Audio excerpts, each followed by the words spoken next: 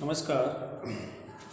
आज हम अर्थशास्त्र के अवधारणाओं की एक महत्वपूर्ण अवधारणा आर्थिक प्रणालियों के बारे में अध्ययन करेंगे। अर्थशास्त्र के अंतर्गत मानव के आर्थिक व्यवहार का अध्ययन किया जाता है और इस आर्थिक व्यवहार से जुड़ी हुई विभिन्न संस्थाएं, जिसमें परिवार, व्यापारिक निगम, मुद्रा, संपत्ति आदि के संदर्भ में व्यक्तियों के बीच जिस प्रकार का आर्थिक सहयोग पाया जाता है, उस आर्थिक सहयोग की प्रणाली को ही आर्थिक प्रणाली कहा जाता है। तो आर्थिक प्रणाली किसी देश के अंतर्गत आर्थिक सहयोग और विशिष्ट आर्थिक संस्थाओं के संदर्भ में व्यक्तियों के बीच आर्थिक सहयोग की प्रणाली होती है। इसमें विशेष प्रकार के तौर तरीकों, नियमों और उनकी कार्य प्रणालियों के स्वरूप को दर्शाया जाता है। तो यहाँ प्रत्येक अर्थव्यवस्था अपनी केंद्रीय समस्याओं के समाधान के लिए प्रयत्नशील रहती है और उन समस्याओं के समाधान के लिए वह विशेष उद्देश्यों की प्राप्ति के लिए कुछ विशिष्ट नियमों, तौर तरीकों का सहारा लेती है और इसके लिए इन संस्थाओं को हम उदाहरण स्वरूप ले सकते हैं, जैसे परिवार है, संपत्ति है, मुद्रा है, विभिन्न प्रकार के व्यापारिक निगम हैं। ये सभी आर्थिक संस्थाओं के उदाहरण हैं। किसी अर्थव्यवस्था की विभिन्न संस्थाओं के समूह को आर्थिक संगठन या प्रणाली कहा जाता है। तो आर्थिक संगठन और आर्थिक प्रणाली का तात्पर्य समान है। दूसरे शब्दों में हम कह सकते हैं कि आर्थिक संगठन या आर्थिक प्रणाली से हमारा तात्पर्य अर्थव्यवस्था की विशिष्ट संस्थाओं के संदर्भ में व्यक्तियों के बीच आर्थिक सहयोग की प्रणाली से है। और इस आर्थिक सहयोग के कुछ विशिष्ट तौर तरीके होते हैं, कुछ विशिष्ट नियम होते हैं, कुछ विशिष्ट प्रावधान होते हैं, जिनके अंतर्गत रहते हुए इन विशिष्ट संस्थाओं के बीच आर्थिक सहयोग स्थापित किया जाता है। तो इस आर्थिक सहयोग की जो प्रणाली है, इसे ही हम आर्थिक प्रणाली कहते हैं। सामान्य अर्थों में अर्थव्यवस्था और आर्थिक प्रणाली को समान अर्थी माना जाता है, लेकिन ये दोनों समान नहीं हैं। इनके बीच एक अंतर पाया जाता है।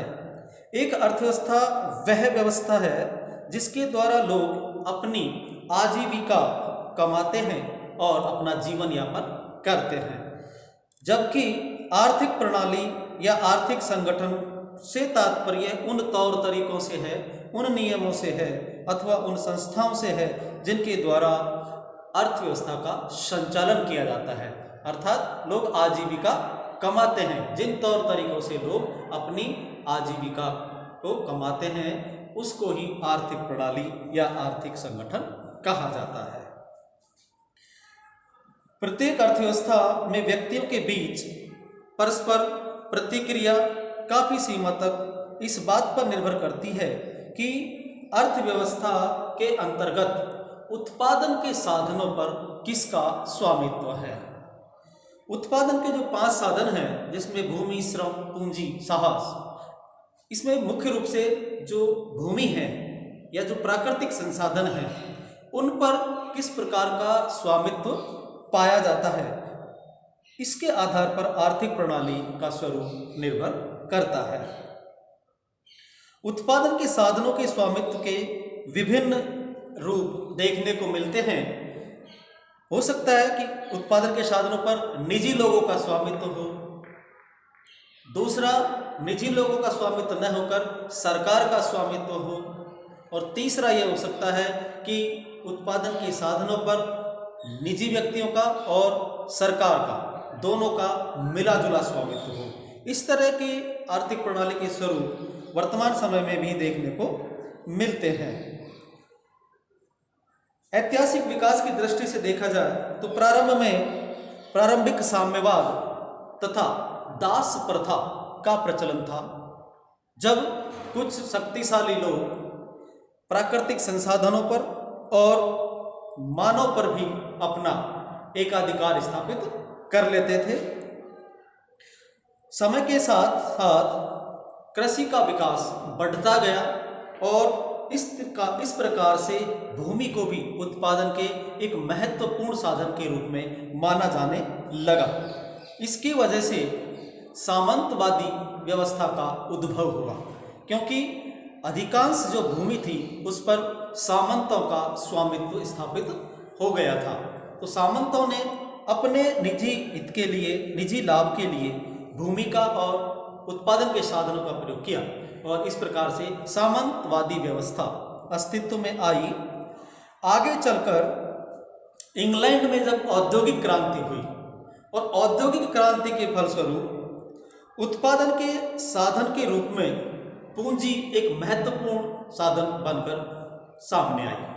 पूंजी का अस्तित्व औद्योगिक क्रांति से जुड़ा हुआ है और इसके बाद से पूंजी के जो स्वामित्व थे वो एक तरह से उत्पादन के साधनों के स्वामी बनने लगे, क्योंकि पूंजी उत्पादन का एक महत्वपूर्ण साधन बनकर उभरा और पूंजी पर अधिकांशतः निजी लोगों का स्वामित्व स्थापित हुआ और इसकी वजह से पूंजीवादी व्यवस्था का जन्म हुआ।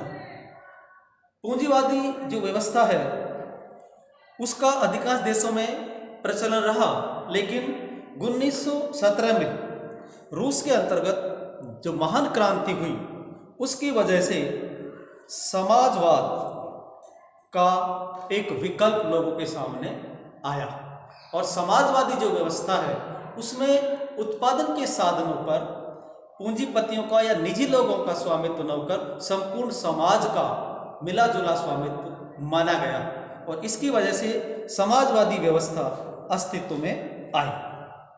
संसार के अधिकांश जो देश हैं उनकी अर्थव्यवस्थाओं के अंतर्गत मुख्यतः दो आर्थिक प्रणालियां देखने को मिलती हैं, पहली पूंजीवादी व्यवस्था और दूसरा समाजवादी व्यवस्था। कुछ देशों में पूर्णतः पूंजीवाद और समाजवाद को नहीं अपनाकर इन दोनों के मिले जुले स्वरूप को अपनाया गया है, जिसमें भारत भी एक देश है जहां पूंजीवाद और समाजवाद दोनों आर्थिक प्रणालियों का सह अस्तित्व पाया जाता है और ऐसी आर्थिक प्रणाली को मिश्रित आर्थिक प्रणाली या मिश्रित अर्थव्यवस्था कहा जाता है। तो इस प्रकार से हम देखते हैं कि वर्तमान समय तक आर्थिक प्रणाली के जो विभिन्न स्वरूप हैं उनको हम 4 भागों में विभाजित कर सकते हैं। तो इसमें जो आर्थिक प्रणालियां हैं उनमें पहली आर्थिक प्रणाली है पूंजीवाद। पूंजीवाद एक ऐसी आर्थिक प्रणाली है जिसके अंतर्गत उत्पादन के साधनों पर और उत्पादन प्रक्रिया के संचालन पर निजी लोगों का स्वामित्व होता है। इस व्यवस्था के अंतर्गत पूंजी का एक उत्पादन के साधन के रूप में सर्वाधिक महत्व माना जाता है। तो आर्थिक प्रणाली के जो स्वरूप हैं उसमें पहला है पूंजीवाद। पूंजीवादी आर्थिक प्रणाली, इसको पूंजीवाद या कैपिटलिज्म भी कहते हैं। दूसरा है समाजवाद, सोशलिज्म।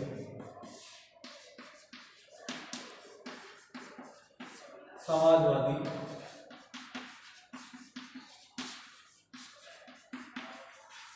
आर्थिक प्रणाली।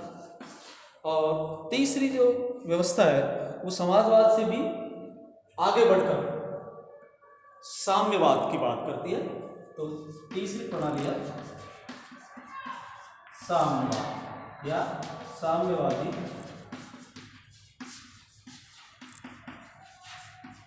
आर्थिक प्रणाली। और चौथी जो आर्थिक प्रणाली है जिसमें हम कह रहे हैं कि विभिन्न देशों में इन दोनों आर्थिक प्रणालियों का सह अस्तित्व देखने को मिलता है, दोनों का मिला जुला रूप मिलता है, जिसको हम मिश्रित अर्थव्यवस्था कहते हैं। मिश्रित अर्थव्यवस्था।